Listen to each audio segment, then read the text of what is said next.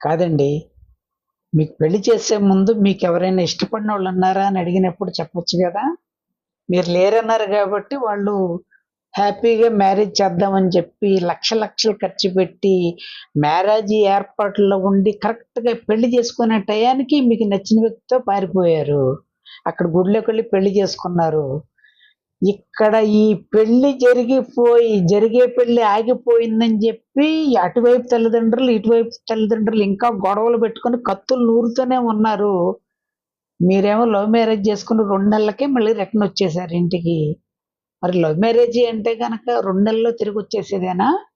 ఎందుకని రిటర్నొచ్చేసారు? 24 గంటలు ఫోను మాట్లాడుతూనే ఉన్నారా? మీరు ప్రేమించుకున్న వ్యక్తి మీ పక్కనే ఉంటే 24 గంటలు ఫోనులో మాట్లాడటం అంత అవసరం ఏముంది?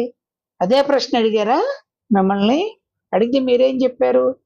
ఫోన్ ఇమ్మని అడిగారా? నేనివ్వనని అన్నారా? ఫోన్ చూపించడానికి తప్పే ఉందండి. మీరిష్టపడిన వ్యక్తితో ఎవరితోనైనా మాట్లాడొచ్చు. మాట్లాడొద్దని ఏమి అనరు కదా! మీరు ఇవ్వలేదంటే దాని వెనక ఏదో కారణం ఉంది. అంటే బిఫోర్ గాని, ఆఫ్టర్ గాని ఇంకెవడన్నా పరిచయం అయ్యారా?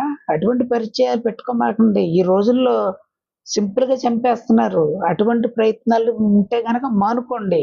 మానుకోలేకపోతున్నారా? ఒక్కసారి డిస్క్రిప్షన్‌లో మీకోసం వీడియో పెట్టాను. అటువంటి సంబంధాలు పెట్టుకున్న వాళ్ళకి, పెట్టుకున్న తర్వాత సతమతమైపోతున్న వాళ్ళకి కూడా ఉపయోగపడే ఒక వీడియో పెట్టాను. ఎప్పుడు నిజాయితీగా ఉండటం నేర్చుకోండి. ఏ విషయంలోనైనా సరే నా వీడియో చూసి నచ్చితే గనక సబ్స్క్రైబ్ చేయటం మాత్రం మర్చిపోమాకండి. Thank you.